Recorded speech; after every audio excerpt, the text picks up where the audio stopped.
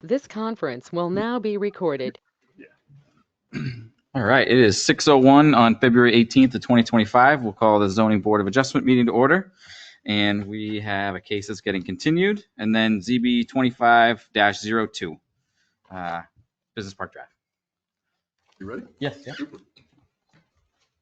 But before you begin, I do have the admission that I have worked with Casey Nickerson in the past. And unlike the Conservation Commission, which you might remember me from, I do. this is not an advisory board. This is a deliberative board. So I leave this with you and with the board, whether I should continue. I believe that I can do so in the appropriate fashion. But that is up to the applicant and the board. Yeah, I don't have any particular objection. Could you just explain what you mean by have worked with him in the past? Well, I'm a real estate broker, among other things, commercial, industrial real estate, and I've worked with him on a couple of projects. Oh, no, thank you for disclosing No it. money has changed hands. Understood. Thank you for sharing that, but the applicant doesn't have any objections. And if you feel you can be objective, we're fine with your participation. I feel I can be. It's up to the board if they feel. Okay, very good. Thank you. Okay. Thanks for hearing our matter this evening. My name's Ari Pollack. I'm an attorney at the Gallagher, Callahan, and Gartrell law firm in Concord. I'm here tonight for Scannell Properties, which is your applicant. With me this evening, everybody hear me all right? With me this evening is Leo Layton, right behind me. He's employed by Scannell Properties and is our project manager. And next to him is Dave Gagnon of Langen Engineering. They're doing the civil engineering work on the site. And shortly, a frantic Brendan Quigley is going to run into this room from Gove Engineering. Gove has provided the wetland science for the project, and I believe he's on his way. He's well aware of the meeting. The four of us are the core members of a project team that's proposing new development for some currently unimproved lots along Business Park Drive. And specifically, and I don't know if, there is a map up that will help orient you. Specifically, it's lots 2 through 5 on the south side of the road, and also lot 11 across the road on the north side of the road. The 5 sites are all owned by the Clark Case Nickerson 2006 Trust. And you have a letter in your file signed by the trustee and submitted. And there he is. I told you. No problem. You're right on schedule. Submitted to the town staff to authorize our applications and for us to be here tonight to present them. The combined development is about 10 acres on the south side of the road. It's a little over 2 acres on the north side of the road. The south side lots are intended to be improved with a distribution facility. It'll be staffed 24/7, and it takes advantage, obviously, of the easy access to the interstate and the highway system, exit 20. The north side lot is intended for the development of some surface parking for the delivery fleet vehicles. So these parcels are intended to be developed together, operated together. The site is located within the town's industrial district, where the district is designated to accommodate a range of manufacturing, warehousing, and office uses in areas served by arterial or collector streets. That's a quote from the ordinance. And not surprisingly, warehousing is an allowed use in this district.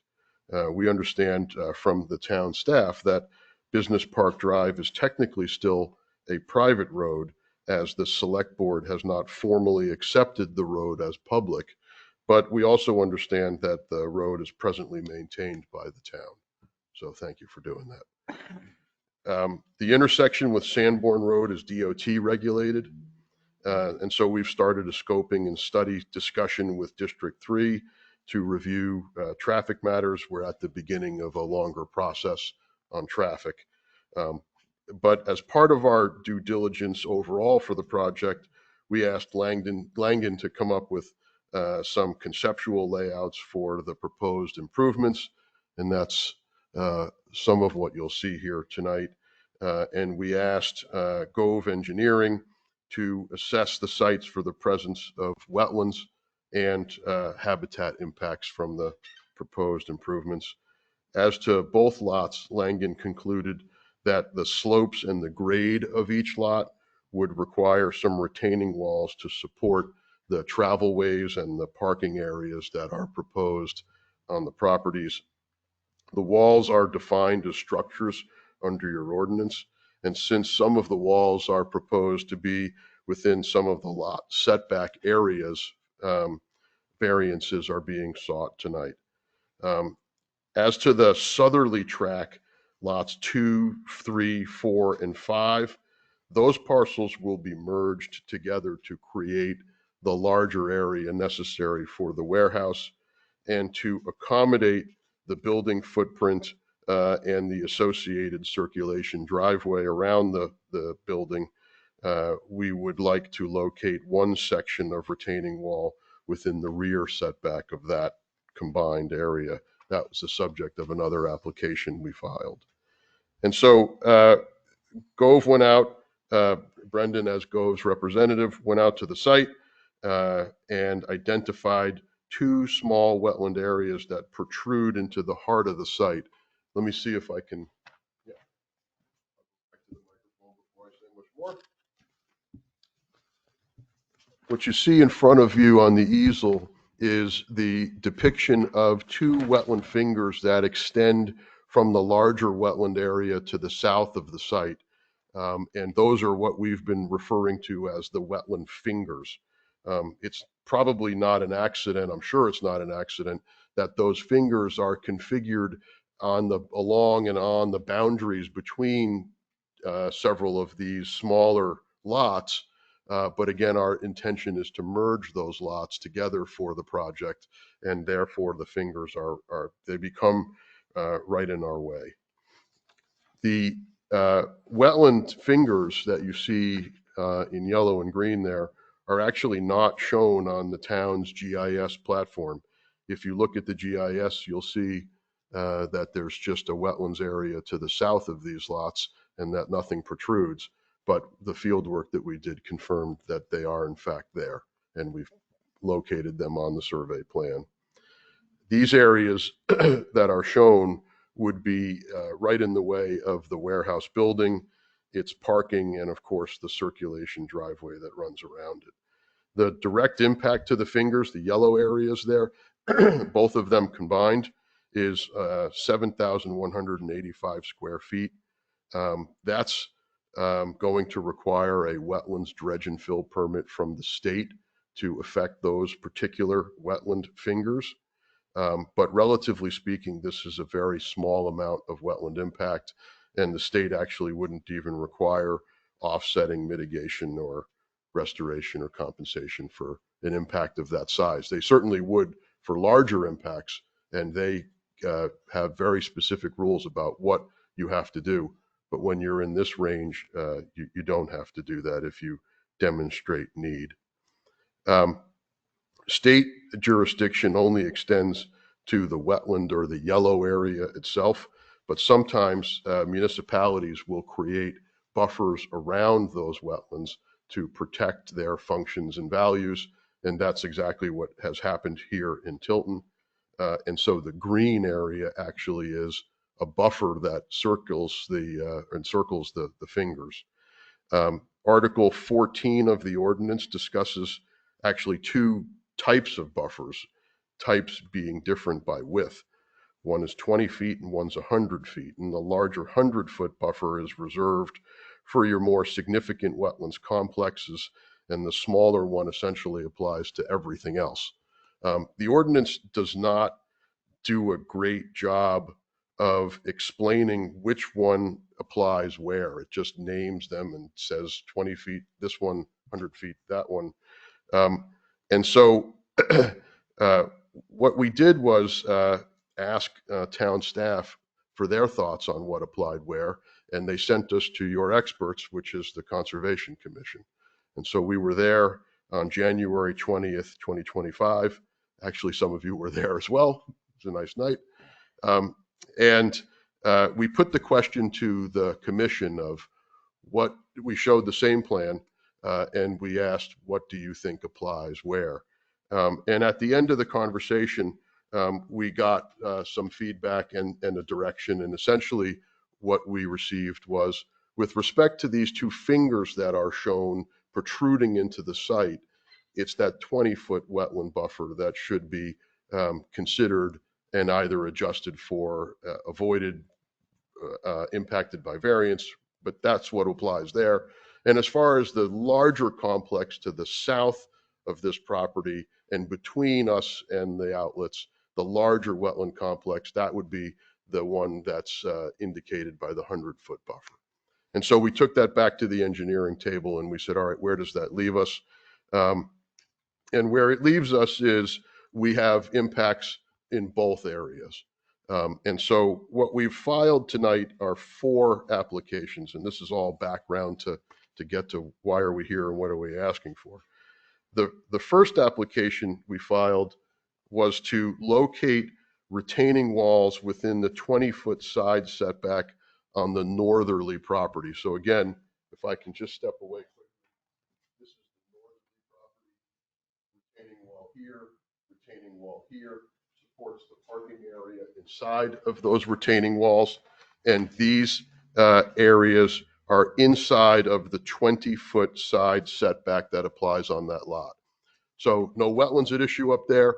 We're just asking for permission to put a retaining wall structure in the setback. Second application, excuse me, we filed was for the fingers on the south side. We would like permission to fill the yellow areas and fill the green areas that surround the yellow areas. The green areas amount to 7,185 square feet, and the impact to the 20-foot surrounding buffer, 20,510 square feet. You have this plan in your packet, and the numbers that I'm giving you are from the table on the bottom left side of the plan. The third request is for this 100-foot buffer that extends up from, again, I'll have to step away, but you've got a larger wetland complex down here. The outlets are down here. The buffer comes up and rides along the site. There's a very small area of buffer impact here and here. And it's shaded in blue on your exhibit in your packets. Frankly, it's hard to see because it's really small. So what we're asking for there is to impact 2,255 square feet of the 100-foot buffer. So I should have measured this, but you're talking 90 plus feet from the edge of wetland just to get to that area of a couple of thousand square feet of impact so that we could fill those areas and have footing for a wall. And then lastly, one of those 2 blue hatched areas is, again, for the wall, and it is within the rear setback on that area of the property. Again, the setback is 20 feet, and again, that area is within the 20 feet. Step away and show you, it's this one right here. What's interesting about that area is that it's pinched by a jog in the boundary of the lots. And so rather than have a smooth boundary line there, I think frankly it tries to respect some of the wetlands that are located to the south and the buffers that are applicable around those. And you end up with a boundary jog there that just brings it closer to the layout of the program for the site. So those are the 4 applications that are in front of you: 2 for walls, 1 for the 20-foot buffer, 1 for the 100-foot buffer. And assuming we're successful this evening, the project team is preparing and will file our application for a standard dredge and fill permit with DES. We'll be seeking the state's permission to fill 7,185 square feet. Again, it's a small amount. The Tilton Conservation Commission will receive notice of that application, and if it wants to have a meeting and or send in comments, that would not be unusual and can do. That will be an independent process from what's happening here tonight. Likewise, we'll also be submitting a site plan application, which will go to the planning board. And that will explain the proposed improvements in much greater detail. What I've told you tonight is really just relevant to the 4 zoning applications, and it's talking about retaining walls and wetlands and buffers. I haven't told you anything about how the parking is laid out and how the circulation driveway is laid out and how the lighting is going to be attached to the building and how many people are going to work there and how many parking spaces. The reason I haven't done that is because it's easy to turn the zoning board into the planning board. And I didn't want to do that. We're happy to answer your questions. We've got our team here tonight, but we could pretty quickly go off the rails if we try to do everything at once. I've tried to keep it focused to what's necessary to understand the zoning applications. And then the last thing I'd say is, at the same time as we're working on traffic and wetlands, we're also working on drainage. That will also be a topic that's addressed by the site plan. It will also be a topic that is addressed by an application to the Alteration of Terrain Bureau at DES. They are the state's experts on drainage matters, and we'll have to receive a permit from that group as well as the site plan approval from the town. So I've done a lot of talking. I was hoping you'd let me turn it over to Dave from Langen, who can give you some more site details. Then he's going to turn it over to Brendan, who's going to tell you about his field work and his function and value analysis for the wetlands and the buffers. And he'll tell you about habitat impacts, though I already let out the secret that there aren't any. And then I'd like to come back and go over the elements of law for the variances so that it's clear in your record that we've made that evidentiary submission. Does that work, Mr. Chairman? Sounds good. Okay. Can I ask one question while Ari's right there? Yeah. Yes, sir. On this project, do you have a purchase and sales agreement? I guess what I want to know is to be sure whether or not you're in fact going to be leasing the property or purchasing the property. It's a purchase and sale agreement to acquire fee title to the property. It's contingent upon our permitting, but if we receive the approvals we need, we'll have a closing and buy the land. Thank you. You're welcome. Okay, thank you.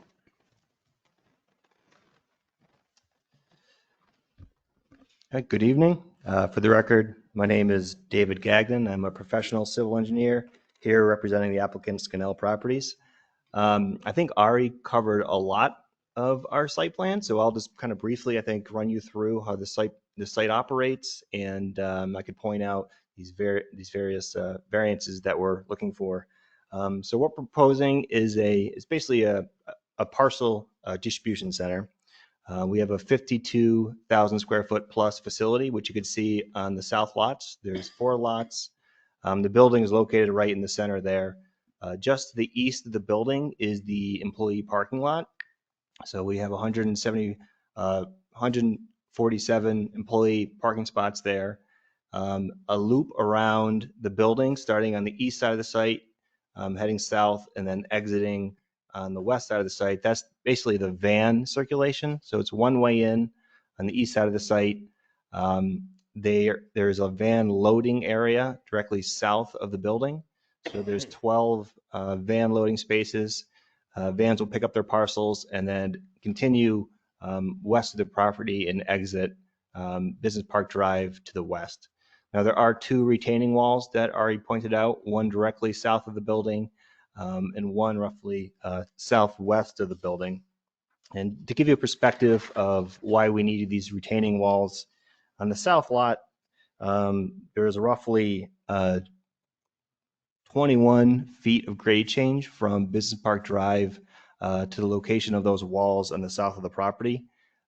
This required us to put in those 2 walls, and they're dual purposes. One's to accommodate the grade change of the site. The other is to lessen the impact on the wetlands to the south. So we figured instead of grading out the entire site, if we put in a retaining wall, we could kind of lessen our impacts to those fingers that are on the south of the site. So those two walls, the one on the west, the max height is about 11 feet high on the southwest, sorry, and directly south of the building, that one is a max height of 17 feet high, just to make the topography work on the site. Directly west of the building is where we have our truck loading. So that's basically tractor trailers will come in there, load the facilities, and then the vans will pick it up through that loop. On the north side of Business Park Drive is our van parking lot.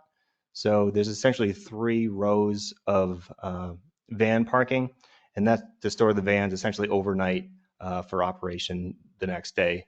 And to physically fit those 3 rows into the site, we needed to put in those retaining walls, and those are in the setbacks as Ari mentioned.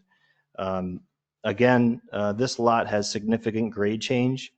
Within our limit of disturbance from that wall you see on the north side to Business Park Drive, there's 32 feet of grade change. So it really wouldn't work for a parking lot without the walls. And our maximum wall height on the very north end is 16 feet. So that's essentially the operations of the site. If there's any questions, I'm happy to answer them. Sure. Can you point out on the chart over there precisely where those retaining walls are going to be? Because I know you're asking for a 20-foot setback, and I just wanted to know where the walls are in relation to where the setback is needed. Sure. So this would be the van lot here. This is the property line. You can see here, 20-foot setback is this dashed line. This kind of gray solid block that you see, this would be the retaining wall right here. So it starts in the corner here, extends all the way up, wraps around the north side of the parking lot, and then extends down the west side. That's here. And the 2 retaining walls on the southern 3 parcels, there's one right from here, another one that wraps this corner. So on lot 11, which is the northern one, that is going to be like a U-shaped kind of retaining wall. That means that you would be then, I'm assuming, needing that in order to level the property, and would probably be going down in and doing some excavating and having the wall in the back. Okay. I was trying to figure that out. Thank you very much. And one thing I failed to mention is this would be a cut wall here, and these are fill walls. So this is cutting into the slope, and these are filling the slope.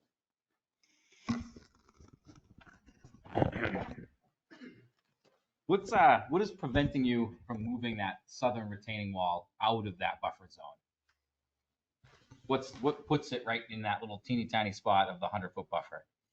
So there's a loading area right here, and there are van loading spaces, not shown on this plan, but they protrude south. Yep. And then there's basically a bypass lane that goes in between loading spaces.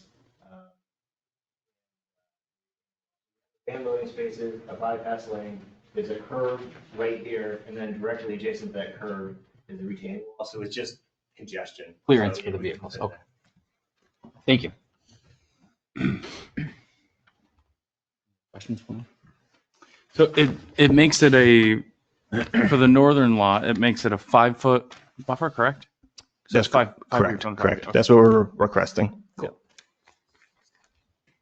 Cool. If I may, so what we're looking at is, what we're looking at is a variances for these retaining walls, rather than an alternative, which might be a variance on the front setback. Correct. Yeah, we try to stay out of the front setback, so we're not directly impacting the front setback other than just our curb cuts. So there's no buildings, there's no other structures in those front setbacks, so the trade-off was impacting the rear setbacks. Okay. Yep. Thank you. So you said there's this circle, it's not on there. This circle here is the retention pond, correct? Is that what that The is? stormwater design, it's not fully designed yet. That's a potential area for Okay. stormwater, but we would stay outside of any buffer that's there, any kind of wetland buffer or setback. Okay. I guess my question is, by filling in the yellow and the green areas, and forgive me if this is a stupid question, there's water displacement, correct? So you fill it in, the water has to go somewhere. Does the retention pond, is it going to account for more than what it's displacing? So the goal with our stormwater design would be to manage the existing flow on site. So we would mimic the existing hydrology in our design. So because we're adding impervious area, we would have to provide some detention, some infiltration to make sure what was going to those wetlands in the past is what is going to be going to those wetlands in the future. So we Okay. would try to balance post and proposed flow, essentially. Okay, so is the water in the yellow and green areas, is that flowing there, or is that level with the rest of the wetlands? So maybe Brenda could speak to it, but those are essentially, those are sloped. So they're not Just- like a okay. flat wetland body. They're more of almost like a drainage swale. And if you look north of those two fingers, there's two basically discharge pipes that are coming from the road, and they lead to those fingers, and then those fingers drain into the larger wetland body to the south of the property. Okay. And that'll be accounted for to get the water to the wetlands. Correct. Yeah. Okay. I guess what I'm trying to ask is, if you fill it in there, the water's got to go somewhere. And if it goes, I guess it goes towards the outlets, correct? It's going to go to the same location it currently is. So that's all, Okay. those fingers are all draining to the south right now. Yeah. They're not like level wetlands. They're basically drainage swales that are draining to those wetlands to the south. So that flow is going to be maintained, Okay. or that cool. drainage pattern is going to be maintained. That makes sense. I think I get it. Right here. I think this is all like a swampy area in here. Goes southeast, And right? so this is the area they're talking about. Right, right. And so then here's this wetlands that it feeds into. So Okay, he's saying perfect. it'll continue to go Cool. into that, if I'm understanding it correctly. Sweet. Satellite up there. And that, Oh, that yeah. aerial might help you, Yeah. just give you perspective. I had a question. Who owns to the south of this? I think it's Nickerson. Am I correct? Yeah, that's my understanding. I believe so, but I think it's a conservation. Right. Well, right, there's an easement on it, but it's the same owner. So I think that the areas that are the subject of the application are owned by a trust by the Nickerson family, and the areas to the south may be owned by their business entity, but it is the same control group. And that area is subject to a conservation easement because it is a much larger wetland complex. You won't have any development there. To answer your question, I think I understood it as if you fill in those areas that are currently part of, infiltration and drainage, what happens to that water? And the answer is it's going to get collected in the site's drainage system, which will be engineered to accommodate all of the impervious surface area, and then it gets metered out as it does today at the same rate and flow. Cool. Perfect. Does that help? That does. Yeah. Brendan?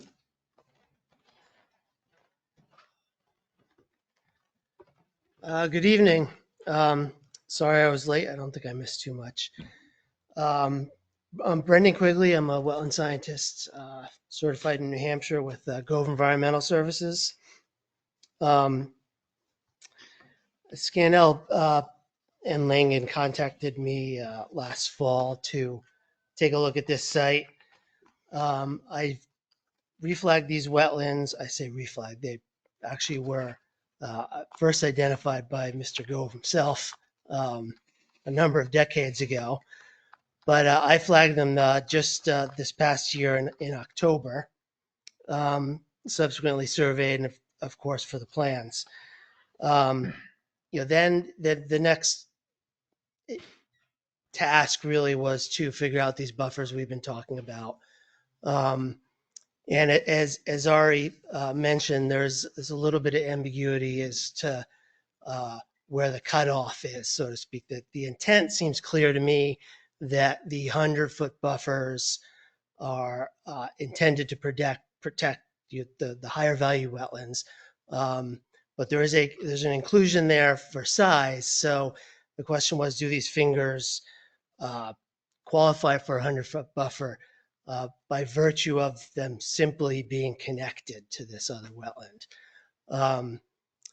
My feeling was that the functions and values of the areas and kind of what they are draw a pretty clear distinction, which is what we discussed with the Conservation Commission. And the difference here really is that that large wetland to the south is, a very large, very wet swamp and scrub wetland with a number of functions and values, habitat value among them, water quality. Probably most of the wetland functions could be attributed to the area. These fingers that go up slope, however, they are really more like what someone would call a swale. I do believe they're natural. They could have been enhanced by those drainage when they built the subdivision road, because there are pipes that drain down that way. But these are just poorly drained areas, meaning most months out of the year you would walk through there and your feet wouldn't get wet, and most people wouldn't even realize they are wetland. When I do the wetland delineation, of course, I'm looking at the criteria. So I tend to be probably more critical than the average person who might be out walking in the woods or hunting or something like that. So yes, they do qualify, but their function is really, really limited. There's not really water in these areas. It's not something like a lake where you displace water on one side of the lake by putting something in there and it has to go somewhere else. These are just drainage swales. Pretty much their habitat is just like the upland. There's no water in there where you could have frogs and turtles. Wetland specific habitat is really lacking. So it's really they really play a water quality function. And that's something that can be, as we talked a little bit about here tonight, replaced rather effectively with modern stormwater design. So those are sort of all the reasons that I had put into my report that we discussed with the Conservation Commission of why I felt pretty strongly that those areas really were on the 20-foot buffer category. And that is what we've shown here. Beyond that, I've just worked with the team in sort of trying to limit most importantly, the buffer impacts to that large valuable wetland. And I think they've done a fairly good job. One of the tools we often employ to do that is, of course, these retaining walls that we're looking for some relief from. That's been my limited role so far. Of course, there'll be more applications upcoming if the project moves forward from here. But that's all I have for tonight. I don't know if there's any questions. I'd be happy to answer. No questions for him? Nope. Okay. Thank you. Thank you. Thank you. So if it pleases the board, I'd like to just go through the variance criteria for each of the applications. As I mentioned, the first one, probably the clearest, is the application for lot 11 on the north side of the road. Okay. Which is the request to locate retaining walls up to 5 feet from the site boundary and within the 20-foot side setback. The variance is not contrary to the public interest, since there would not be occupied structures located within the setback, and the walls are proposed to create a level and safe surface for vehicular parking. The parking itself can be constructed and located outside of the setback, which is what's proposed on the plans you have. And the parking, of course, is accessory to an allowed industrial use. The spirit of the ordinance is observed since the placement of the walls again allows for an industrial use in the industrial zone, and the uses themselves, mainly in this case parking versus utility property to the east, those uses do remain outside of the setbacks and have the advantage of the setbacks. The variance would do substantial justice because it again supports the pursuit of an allowed use and is subject to the planning board's review for typical items such as configuration, driveways, curb cuts, and so forth, and must be compliant with all of those items in order to be deemed complete and approved. Also, improving the lot with retaining walls will not have an adverse impact on surrounding property values, as the surrounding uses for these parcels are, and this particular north parcel is likewise industrial. And lastly, the steep grades of the property create a unique circumstance where the substantial site work is needed just to achieve a usable parking surface. Essentially, anybody who comes along and tries to develop this 2+ acres is going to run into some serious grade issues, and our proposed solution is to accomplish a level area with the walls. It's a unique circumstance of this parcel, and in order for us to pursue an allowed use, we have to have some flexibility on the side setbacks. I'll go through each of them if it pleases the board. The second application is to fill the 2 wetland fingers on the south side and impact the 20-foot buffer that surrounds those 2 areas. And again, this is for placement of the actual warehouse and its associated parking. The wetland impact would require the DES permit in addition to municipal approval. The impact to the 2 wetland fingers combined is 7,095 square feet, which is a small area of impact and doesn't require mitigation at the state level. The impact to the buffer is 20,510 square feet. The variance is in the public interest because, as we've been explaining, the fingers are low functioning and they really don't provide a substantial environmental benefit.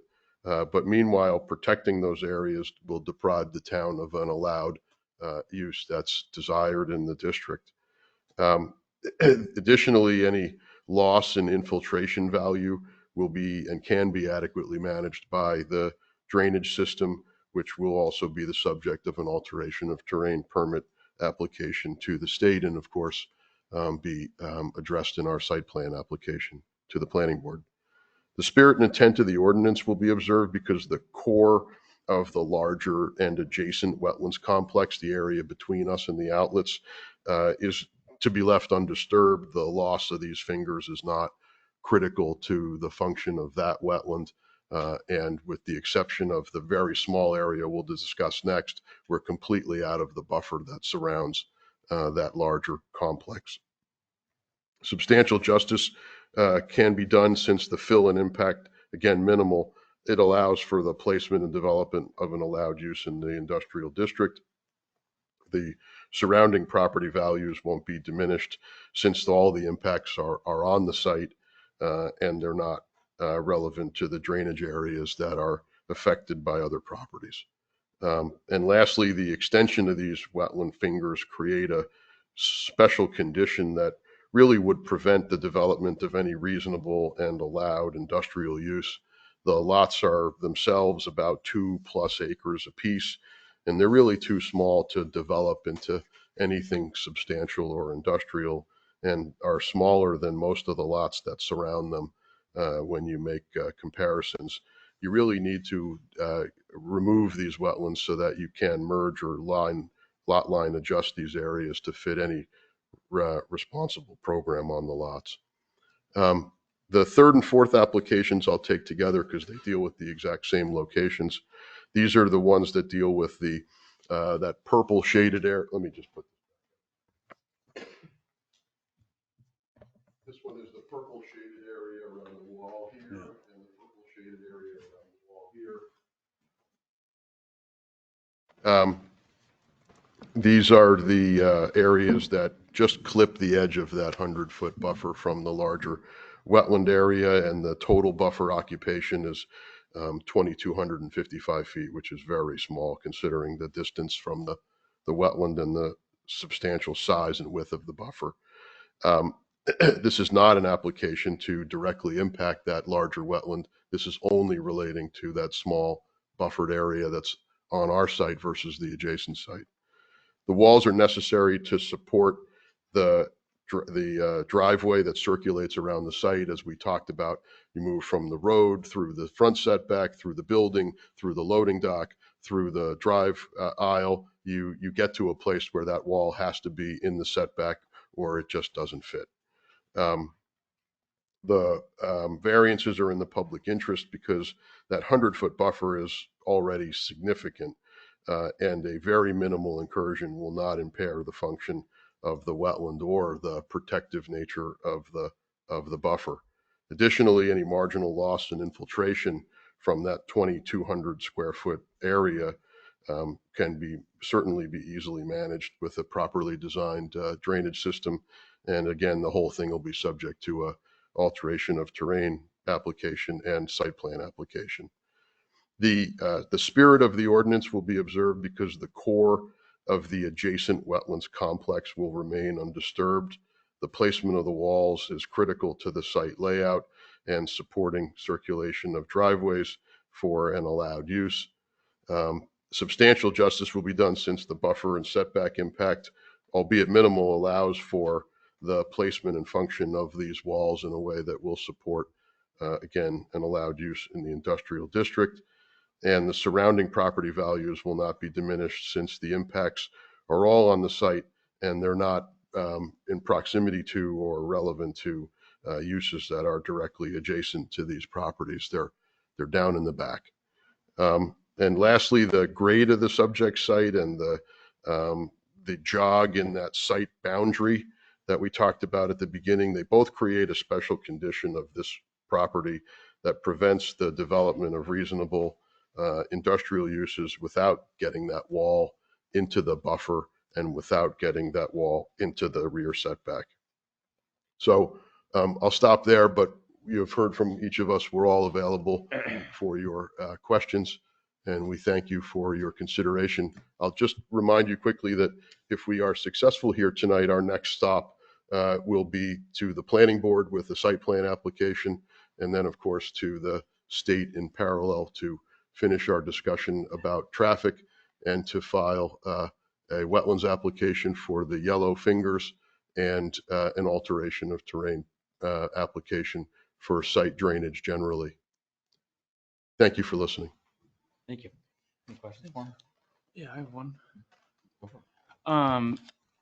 Okay, so I feel that these properties do have hardship, but I'm curious if you looked anywhere else. So I believe all of the lots, except for the corner one, are for sale. Last time I checked, at least.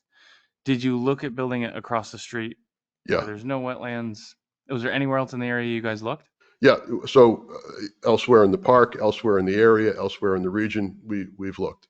The short answer is that this program has specific size and location requirements, and it can only go in certain places. And having the fleet parking in proximity to the warehouse and the operational center is critical, and it just doesn't fit everywhere you'd want to put it. Makes sense. Yeah. Okay. You might have some mine. Yeah.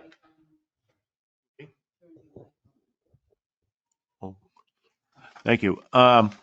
When these lots that Mr. Nickerson had were laid out, and those that are others that are on the north side of Business Park Drive, they were all kind of set aside, and the lot lines were actually were developed or set in a way that they were kind of like swales in between each lot. And I do recall back when that was developed, I happened to be around on the Conservation Commission at that time. And a lot of those were set up that way with those swales in between them. And that part of that had to do with wildlife corridors as well as drainage.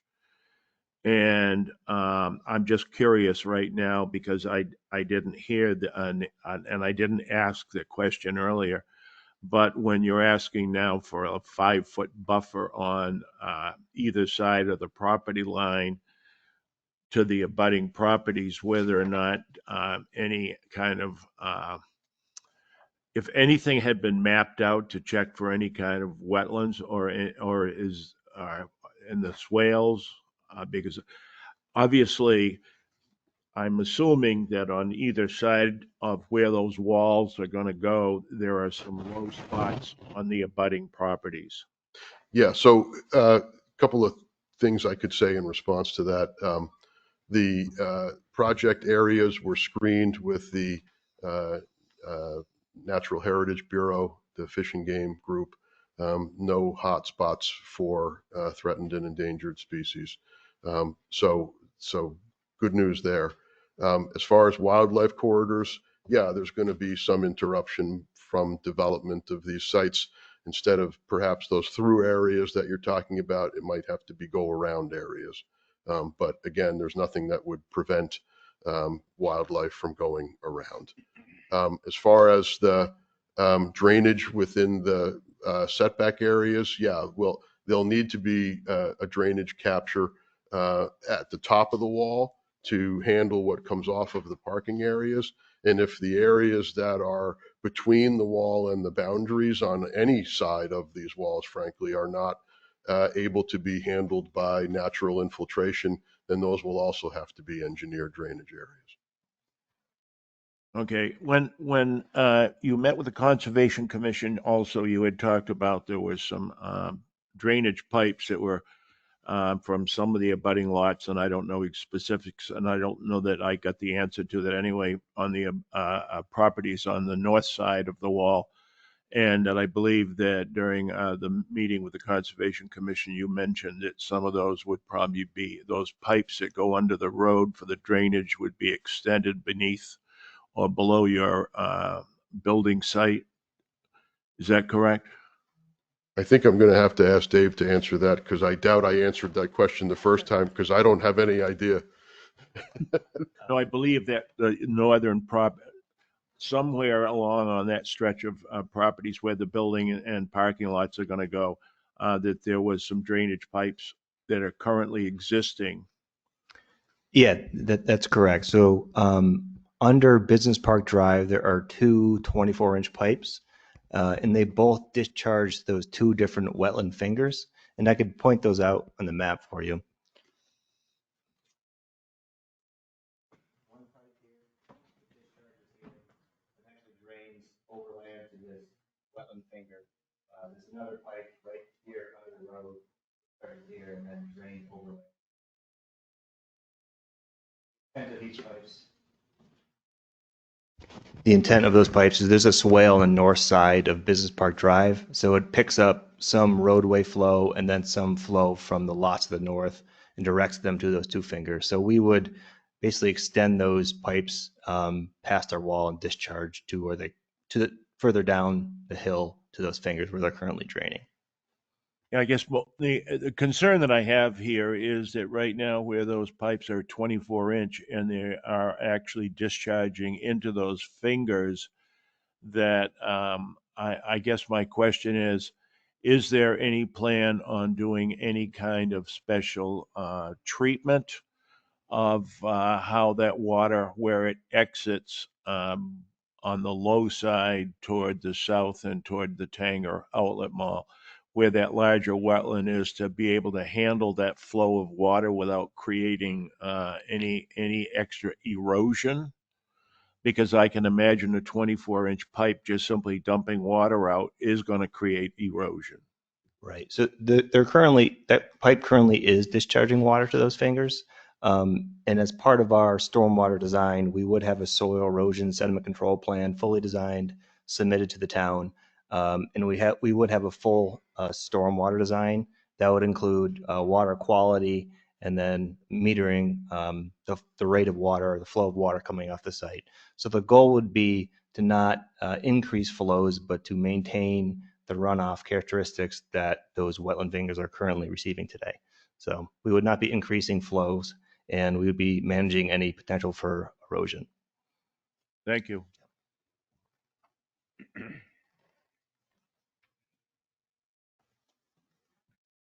What's up? No questions? Any more, Chuck? No, Chuck, you asked one of mine. You have another one? Well, I have maybe a follow-up to Chuck's. That just a confirmation that when Gove went through, there was no wetlands between the discharge pipes that are 24 inches and the existing wetlands that have been mapped. In other words, those were not active areas, and maybe just a confirmation. They're not mapped, so I would think. Yeah, the situation is that the wetland criteria, all three, soil, wetland plants and hydrology, don't quite make it all the way up to the pipe. Okay. That's fairly common if you hike up a mountain, and you'll see when you start your hike at the bottom, there's a relatively large stream, for instance. At some point you get higher up, it disappears. It's kind of a version of that. So is this site gravelly? And this could be a seep where where these fingers extend into it? I don't think it's particularly gravelly or particularly dense. That will be one of the next steps, is to do a soil map to inform the drainage design that we've been talking about. And that's precisely why that's done, is so that proper infiltration and stormwater design, that various characteristics can be designed around that.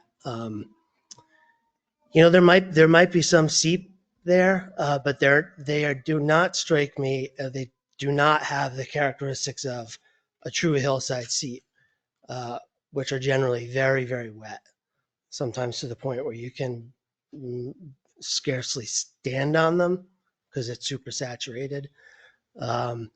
These are more like swales. I know we keep using that word.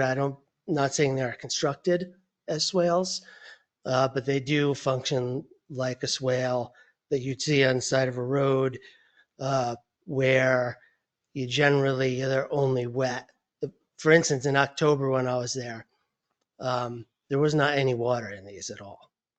I just noticed their shape basically and slight changes in the vegetation, and I go and look at them. That's how they were identified. Okay. So the water's coming from across the street, correct? There's a pipe under the road? Yeah, as Dave explained, there is two pipes, which, my eye, they look like basically accommodating like a country drainage. So the road, they're picking up road runoff that enters a ditch on the other side of the road. And at some point, since this whole property is sloped to the south, the water has to get across that road somehow. So they put those two pipes, I believe, to take advantage of those landforms, which were already there. I know they're already there because when you look at the old plans from 1989, which was the subdivision plan before the road was built, these do show up as soil boundaries. Now, if the runoff is coming from the road, presumably in the winter there's a lot of salt and sand. By extending those pipes, does it affect the wetlands negatively? Whereas here the sediment may collect in that creek. Would extending the pipe affect the wetlands negatively? Well, that's going to be a challenge for the drainage design, I believe.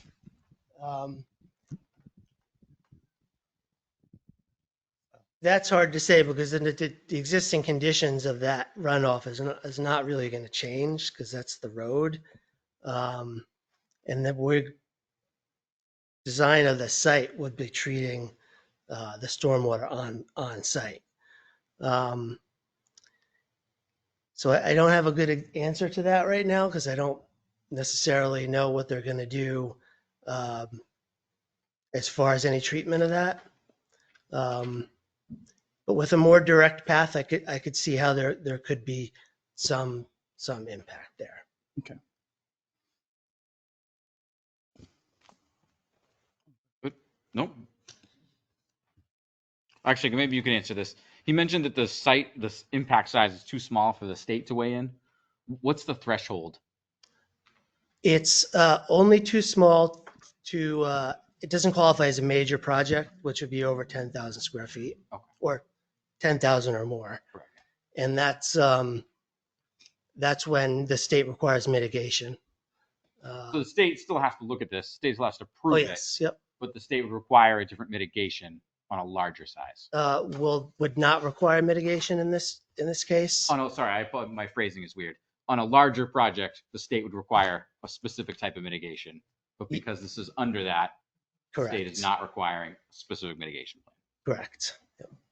But it is an application, not a minimum or minor. Oh, well, it is a minor, not a minimum like a driveway crossing. This will be a full-fledged dredge and fill application, which will receive the normal review for development. I would just point out that from my past experience in dealing with a lot of these applications that go into the state will look at this project with a fine-tooth comb, and regardless of what we should grant for variances, if the state doesn't like the dredge and fill, they don't like what's being planned, that could jeopardize the project entirely, regardless of what we do. So I guess that answers my question. It's the state's still going to look at this. Oh, absolutely. Okay, this you isn't bet. like They okay, will that on the answers- dredge and fill application, and the Conservation Commission, as pointed out by Attorney Pollock, we will have the chance to take a look and comment. Thank you.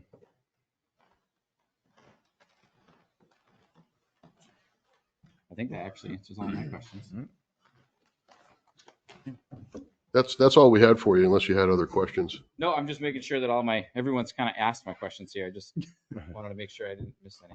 So in your last meeting with conservation, they didn't really issue a statement outside of, I mean, they have it down here where they say that they support the conclusion of Gove's report.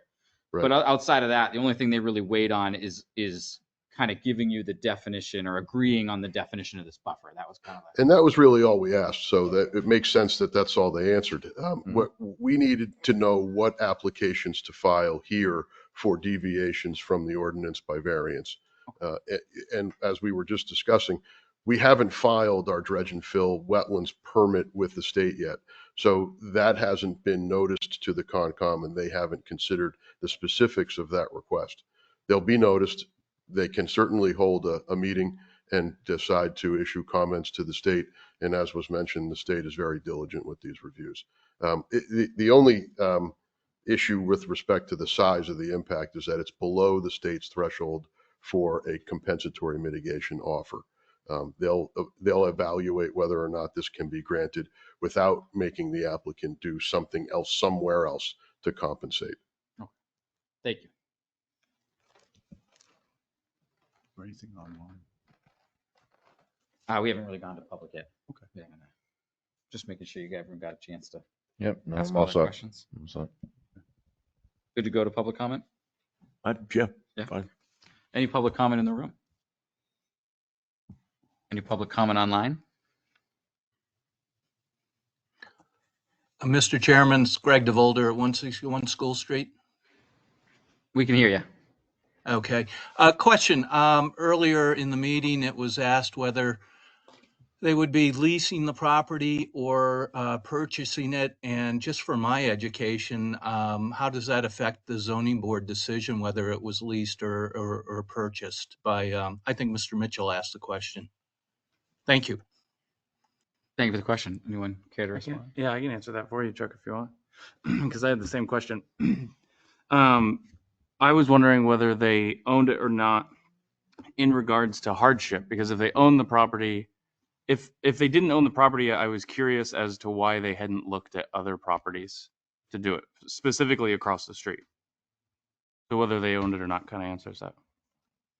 Well, my question for asking that was that if it were to be a lease, then in fact what we might be ending up doing is granting Mr. Nickerson and Nickerson Holdings the actual variance, Yeah.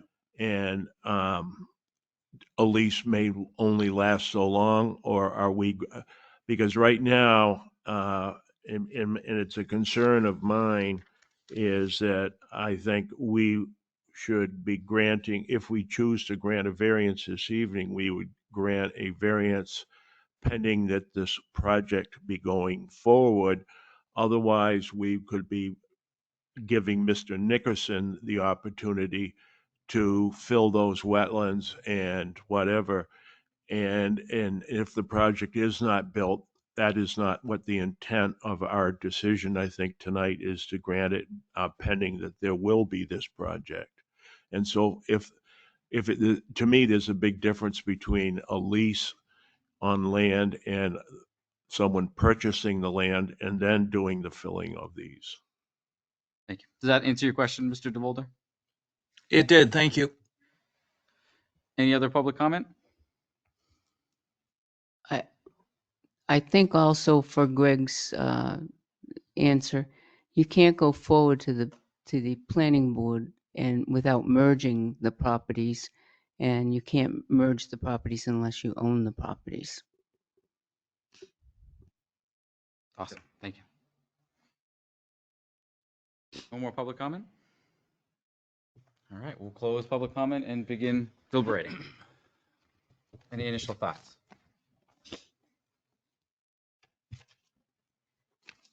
No way, I can go. Yeah.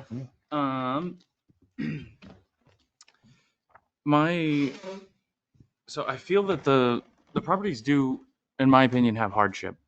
I think they're kind of strange lots, especially with the wetlands. It's pretty hard to build anything, especially industrial. It's like everything is large scale. I think it's pretty hard to build anything there. My question is, and I don't know if I got an answer, or I don't know if I can answer it, is will this project impact the motion of water to other properties? So I guess my question is, does granting the hardship outweigh the potential negative of flooding another property or something? So is the justice on the hardship side, or do you understand what I'm asking, sort of? Yes. I just don't know the impact of this on the water level and the wetlands, I suppose. Maybe Chuck or Jim could speak Chuck's to that. a ranking member. I'll defer to Chuck, but if you would don't- rather I answer it, I'll be happy to answer it.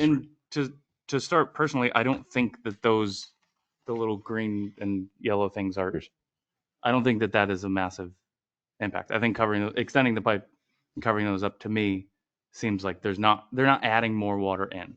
I guess that's But what my first thought is. How would there be more water? Because it's not. Well, it adding would more water. one, it's the impermeable surfaces, and then two, the wall. Does that affect it when there's, let's say, a massive rain and the water can't go up those swells? Does it hit the wall and then go to the other side?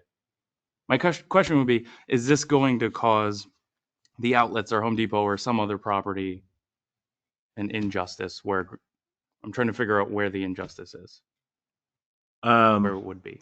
Also, I do believe, if I'm not mistaken, and someone maybe, I know we're in deliberation, I guess, but I was under the impression that there are two factors, one of which is the water coming under the road, which had been going into those fingers and would be exiting below the property and being piped under it. But I believe they're also planning on some subsurface treatment of all any runoff from the buildings right on site, and metering and being able to make sure through the engineering that there was no extra water exiting the site than would be under normal conditions. So does the state regulate that? The state Okay, yeah, might. that solves my question then. Yes, but they were also talking about, I believe, a subsurface drainage, and I guess I see Ari over there with his hand up. I'm not sure if you want to allow his to react to that. Open it back up Yeah. to answer your question. Sure. Yep. We'll reopen. Yes, thanks. And I understand you have to reopen, so thank you for giving me the opportunity. The short answer is that that's exactly the essence of the alteration of terrain program, to make sure that and I'm not practicing engineering, I'm not an engineer, but what I can tell you is that that program is designed to protect those other properties from the impact of development that creates an unusual or an unnatural drainage pattern. What's going to happen here, if these variances are granted, is a professional stormwater plan will be developed and filed. Not only will the state review it, but your planning board will too, with whatever expertise they can provide. And that is exactly what they'll be looking at. Are you going to flood your neighbor because you've added impervious area? If the answer is yes, you get denied. If the answer is no, you get approved. Sweet. Okay. And I would add one more thing on the drainage. I do know that in the past, the planning board has hired outside consultants to come in and review drainage plans, and they may end up doing it on a project of this size too. Cool. And that was partly my questioning with whether or not it was a seep, because a seep could undermine the walls. And they're going to do further engineering studies to make sure that that is not a seep. By seep, do you mean like a spring? Like a spring, yeah. Okay. Yeah. Well, if there's pipes, it's presumably not. If there's pipes leading to it, it's presumably not a spring. I mean, I suppose it could be, but It could be. And anyway, I don't want to. They're going to look into it. They're going They're to gonna look look into it. into The next phase, you know. yeah. So Yeah. if the state covers that, then yeah, that answers my question. Any other thoughts? The only other thing is that when we finally make motions to approve or not, I would like to make sure that we find a way of clarifying that our approval is based on this project going through and not necessarily on these lots, should the approval not go through, or should the project not go Can through. we do that? We can certainly tie it to the merger of the lots. I'm not sure, can we tie it to a specific project? We could tie it to a time frame. But I don't know if you can, I just don't know the answer about a specific project, because we're granting the variance to the land. We're not granting the variance to the project. So I understand Chuck's concern wholeheartedly. I just don't know I don't know the vehicle for that. Can I help again? Yes, please. You cannot tie it to a particular applicant because the variances are attached to the land. However, you can attach a condition that it is specific to the concept that you've received with the application. And you can make a reference to the plan that was attached to the application, which is this one here, Figure 1, variance request figure. I would just point out that this is not a fully baked site plan. It is a conceptual plan for the purposes of tonight's discussion. And so if things move a little here, a little there, but the program is intact, we would ask that the board consider that to be consistent. But you absolutely could make reference to this particular program as laid out on this plan. While you're still there, Yes, sir. I would like you to kind of slowly repeat what you had said so that when we make the motion, I can have that, I took have a the note. right language. I took a note if that helps. Well, I work for them, not you, but Yeah. I'm happy to try to help, but it's up to you to decide whether I've helped. I got a note. Okay, well, okay, Matt says he's got it. Okay, thank you, Matt. As you were saying that, I was like, well, I better remember this. It's gonna come up again. Well, that is because I wanted the wording to be correct in the motion, and so long as you're going to be making the motions, I guess we could go along with. I can read you my notes. I guess I understand what he's saying, if everyone else does, is that we can't tie it to this applicant, but we could say, yeah, if someone else came along and proposed a similar concept, we could tie it to a similar concept. Am I understanding his yeah. Yeah. We can't tie this to your application, but if you left and we made a motion to approve this, it can be tied to the idea, basically. You might consider a motion to approve with a condition that the variance is brought forward on a site plan application that is substantially similar to the concept plan included with the applications to the zoning board. Substantially similar to the concept plan submitted to the zoning board. Got all that? Does that help? I already had concept plans, so. Thank you. My pleasure. I forgot what I was gonna say. And I agree with what Chuck is saying as well. Yeah, this is, Yeah. I mean, this plan they propose makes sense, but we're granting the variance to the land. Yep. We wanna That is make sure correct. that it Correct. matches, for sure. Mhm. The only thing I would add is I was trying to figure out the lot sizes. These lot sizes are right here. How do you lot size? Okay. Oh, so they are significantly They're smaller. small. Yeah. You wouldn't be able to build anything there. Yeah, like Sea Lights is 4 acres. This one's 3 acres. All these. That lots one already are- has something. This is the dialysis center, Correct. and it's still an acre, at least an acre larger than all the other ones. Right. I was standing alone. These lots are difficult to. Yeah, it's hard to go. Any other thoughts? Well, I have two. One was that either we're looking at a variance because of the rear line, or I think we're looking at a variance for the front line. And maybe I'm reading too much into this, but I noticed that their parking for the rear of the building for van loading is on a diagonal.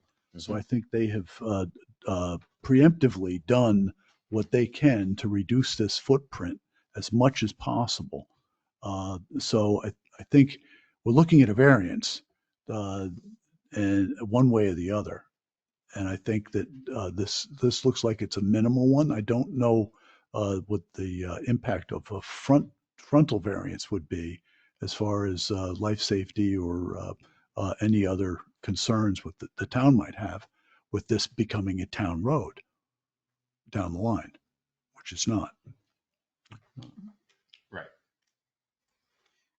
You just brought up something that I think I missed. I thought I heard someone ask it. The variance application doesn't actually spell out the relief that they're requesting, but I thought I heard 15 feet of relief in the north lot. That's what I heard. No, 5 feet. They want to be 5 feet Oh, from the lot 15. line, so Yeah, it's correct. 15 relief. 15, Yeah. they're at 15. So you have to And- write that down. Cut me off if I'm misunderstanding this here. It looks like it's 20 feet of relief on that rear setback. Yeah, it's 5 feet from the property. So another 15 feet. It's of the relief. same. It's 15 feet of relief to be 5 off of the Yep. line in all 3 spots. Okay.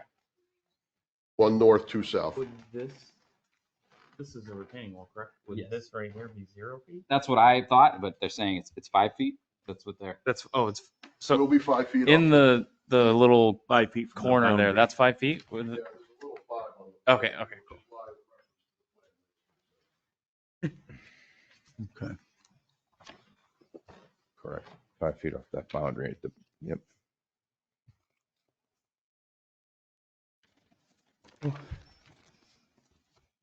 Okay, that was the only thing I didn't ask earlier.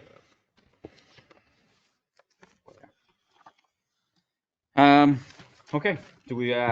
Do we want to take it as a one whole as we go through the 5, or do we want to go through each of the 4?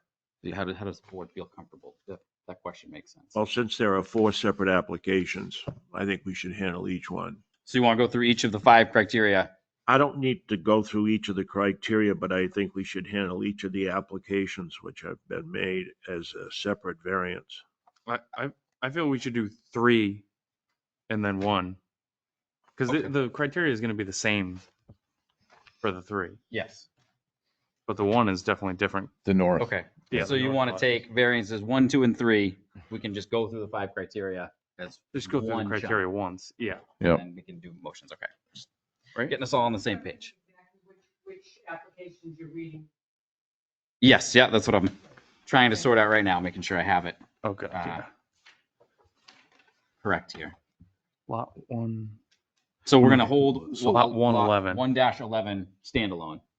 That's Right. what you're saying you guys want to do.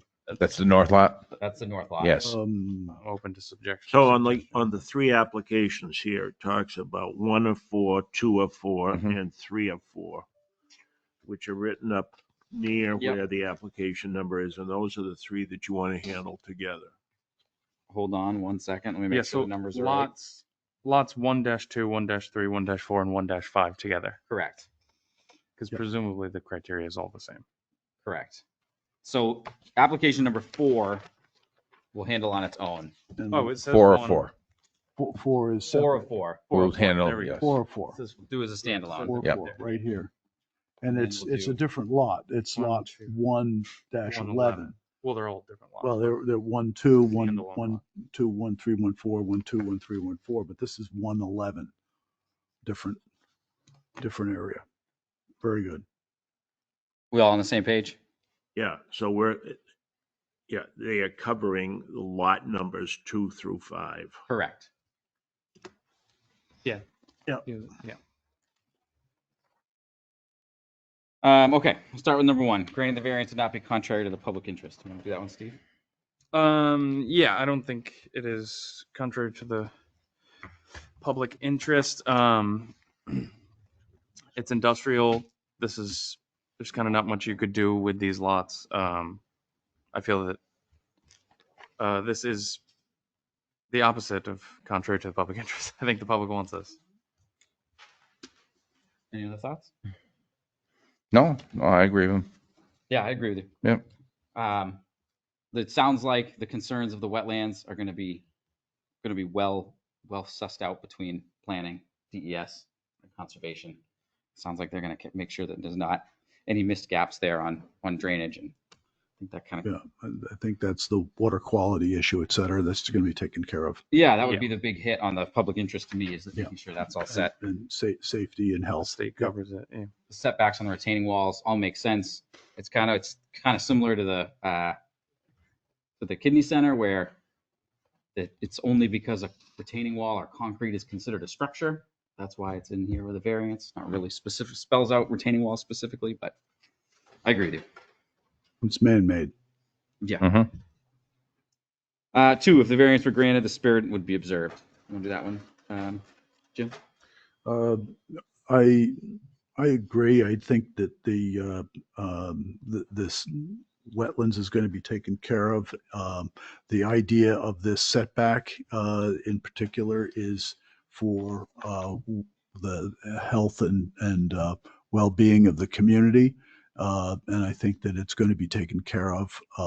One of the things that I think I remember was that they were going to include oil water separators for the parking lot area. So I think that it's in the spirit of the ordinance. It's a minor incursion into this setback. Any other thoughts?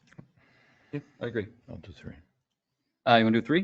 Granting the variance to do substantial justice. Yep. The wetlands, it is a low functioning wetland area. It's a swale to take care of the pipes that are underneath Business Park Drive now. And so I would agree with that. Any other thoughts? I'll do number 4. If the variance were granted, the values of surrounding properties would not be diminished. And there's no demonstrable evidence here talking about any land values either raising or lowering. And number 5, owing to a special condition of the property that distinguishes it from other properties in the area, denial of variance would result in a unnecessary hardship because. I'll do that one, Chuck. Yeah, well, the Conservation Commission looked this all over, and we felt that it was a good project. And we couldn't see any issues here with any problems. Yeah, I agree. The Mhm. slopes kind of require them to build the retaining walls, and the project itself kind of pushes the retaining walls into those setbacks. I agree with what Jim said, that they've kind of done everything they can to crunch that width down. And as far as the wetlands go, or the properties themselves, the acres, the lots are just tiny there. They're almost. Yeah. I think they tried to accommodate for the wetlands and ironically made the lots unusable. When they were subdividing it. Correct. Yeah, I agree. Also, it's impossible to actually build up there without some kind of adjustments on, those retaining walls and so forth. Keep moving them, yeah. Yeah.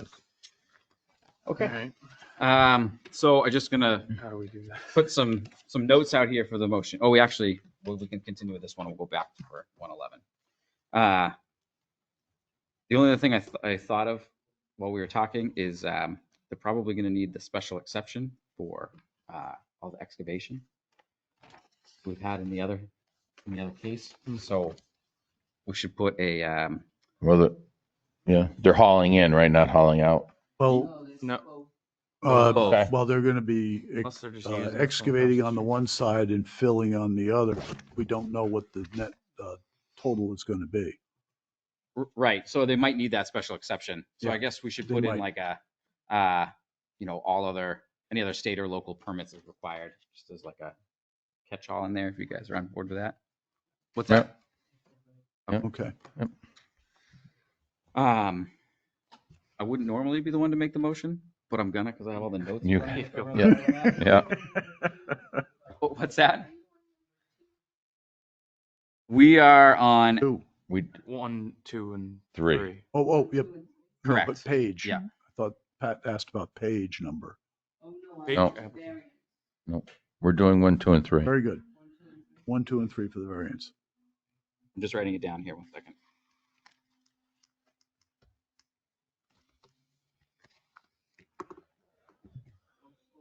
Yes.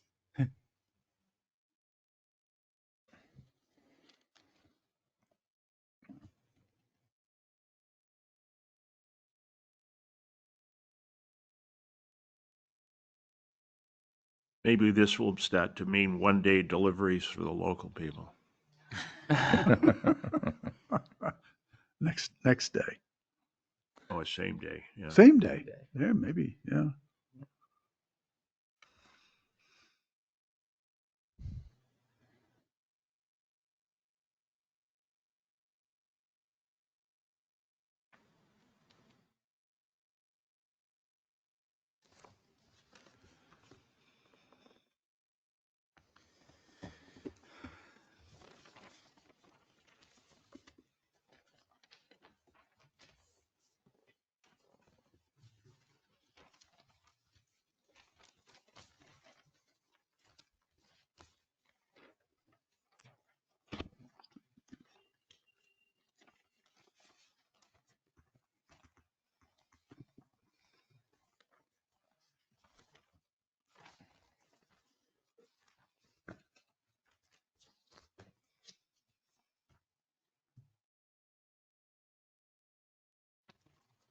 Okay. I make a motion to approve variance applications for ZB 25-02, applications 1, 2, and 3, for a plan that is substantially similar to the concept presented on 2/8/25, including a merger of the lots and approval of any other state or local permits. I'll second that. Seconded by Chuck. I can read it again. Yep. A motion to approve variance application ZB 25-02, variances 1, 2, and 3, for a plan that is substantially similar to the concept presented on 2/18/25,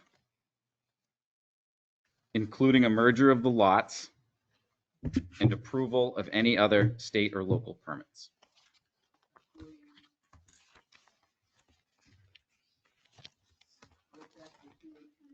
Including a merger of the lots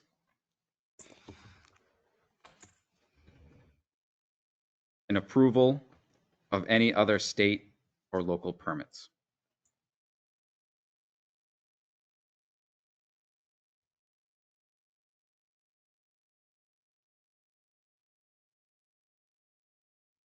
Before we vote, let me just ask a question on your motion, Yes. even though I seconded it.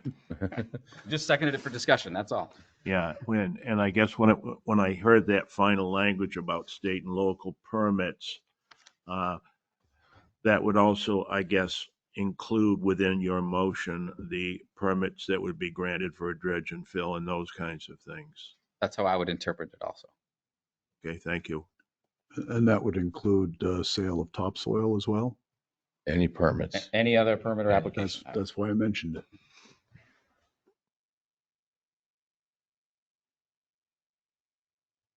I'm ready. No other discussion? All good. Good to vote? Yep. Pat, do we have to do a roll call vote? I would suggest a roll call on this one. Yeah.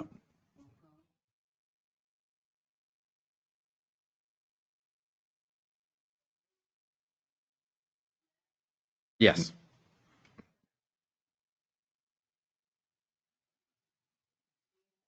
Yes.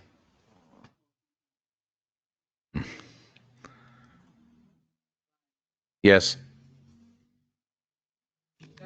Yes. Yes. All right. Applications 1, 2, and 3 are approved. We'll do number 4. Okay, so this is for lot 1-11, the parking across the street. Do we want to deliberate on this standalone further, or do we want to just go through the 5? Are you guys ready? Yeah. I'm Go ready. through the 5. So Okay. So number 1, granting the variance would be contrary to the public interest. Let's do this one because I'm here. I don't think it's contrary to the public interest. These are minor setbacks to, again, the intent of it was structures inside of it, and the lot's kind of almost useless again without it, as far as making a meaningful amount of parking. Any thoughts? Agreed. Yep, agree. Steve, number 2, the variance were granted, the spirit of the ordinance would be observed. Yeah, I think the spirit of the ordinance is probably primarily for residential. So, there's a little buffer between you and your neighbor. In this area, I just don't see, I think 5 feet is plenty and maintains the spirit of the ordinance. It's all gonna be open. Mhm.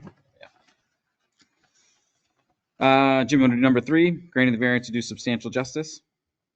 I think that this lot is, again, it's another difficult one to deal with.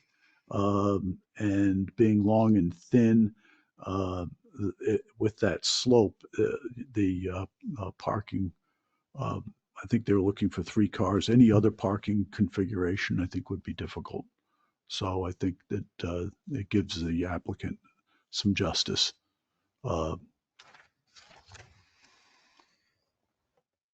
Any other thoughts? No. I agree. Chuck, want to do number 4, the variance, if the variance were granted, values of surrounding properties would not be diminished. No question, this is an industrial area, parking lot facility there will do no harm at all to the abutters or any possible abutter. Any other thoughts? I agree.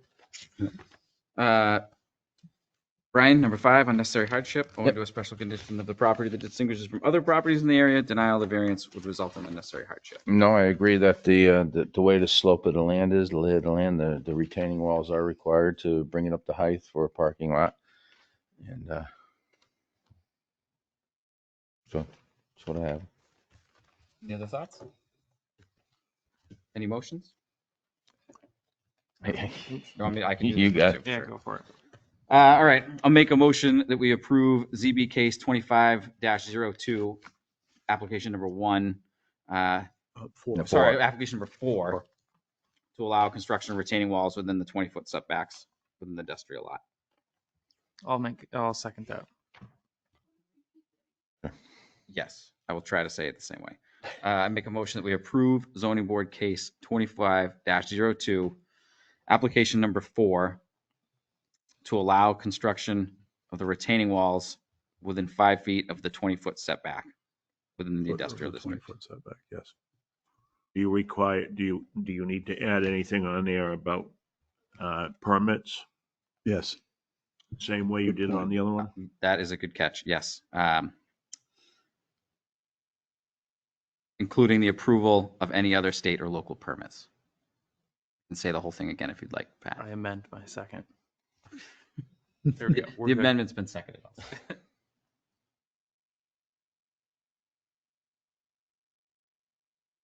So they're looking for a 15-foot relief. Correct. It is a 20-foot setback.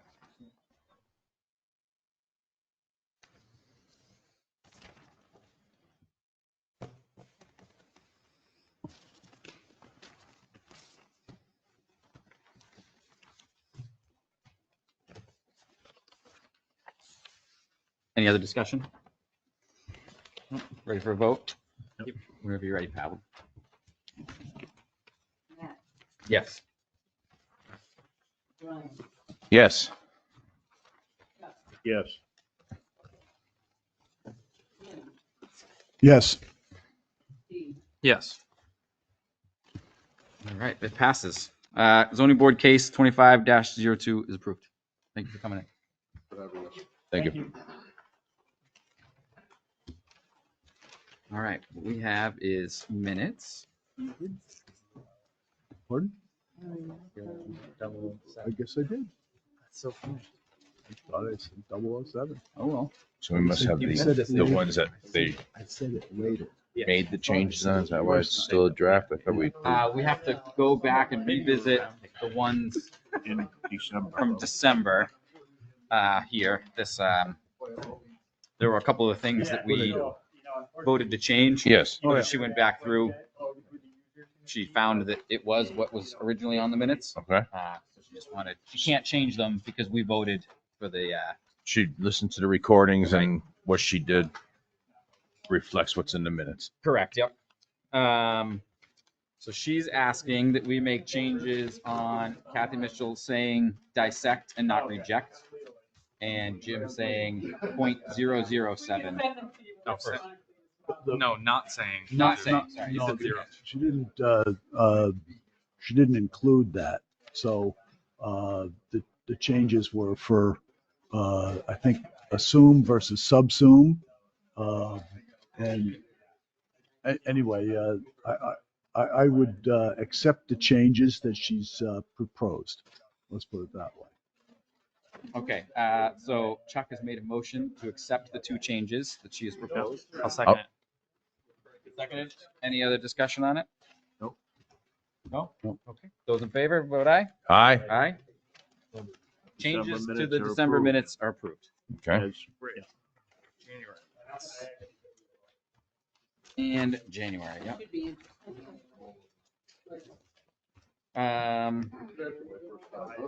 I have one change on page 3, third line. And it says the increase in height is needed in order to do a pitched room Where are you? on this building. Page 3, Oh, sorry. page 3, Roof. third line, and I think it should be roof. That's what I remember. You are good at this. And I may be wrong. I was wrong once before. That happens. I agree that was probably. Probably. Yeah. Yes. I have no other changes. I'd like to move approval with that change Chuck's for the made, January meeting minutes. I'll second it. made and motion's been made and seconded by Jim. On the discussion on it? No. Okay. All those in favor of approving the January 21, 2025 minutes with the inclusion of changing room to roof, vote aye, Aye. and the minutes pass. Good. Anything Aye. else? We'll make a motion to adjourn. I'll second it. Any discussion? Those in favor, vote aye. Aye. Aye. The meeting is adjourned at 7:34. We are adjourned. Just so you know.